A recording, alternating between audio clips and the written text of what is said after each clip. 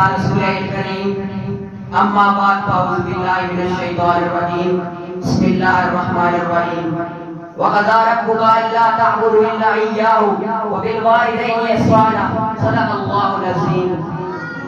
انتہائی واجب الاحترام میرے اساتذہ محترم اور میرے محترم ساتھیوں، السلام علیکم. میں اس عنوان پر آج گفتگو کرنا چاہتا ہوں، وہ ہے والدین کا مقام. سامعین محترم، اللہ تعالیٰ نے والدین کو بڑا بلند مقام عطا کیا ہے. قرآن مجید میں اللہ تعالیٰ نے اپنی عبادت کے بعد والدین کے ساتھ اس نے سلوک کا حکم دیا. حضرت محمد صلی اللہ علیہ وسلم نے فرمایا کہ اللہ تعالیٰ نے والدین کے قدموں کے نیچے جنت رکھ دی ہے، اور اگر تم چاہتے ہو کہ اللہ تعالیٰ تم سے راضی ہو جائے تو اپنے باپ کو راضی کرو.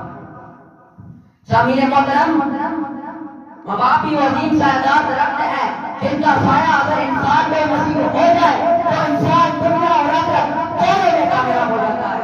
سامعین محترم، اگر دنیا کے اعتبار سے دیکھا جائے تو باپ بھی وہ عظیم ہستی ہے جو اپنے بیٹے کی جیت کے لیے سب کچھ چھاڑ جاتا ہے، اور ماں بھی وہ ہستی ہے جس کی دعا کی وجہ سے انسان اپنی مراد کو پا لیتا ہے. آخر میں یہی کہوں گا کہ اللہ تعالیٰ ہم کو اپنے والدین کی قدر اور ان کا احترام کرنے کی توفیق عطا فرمائے.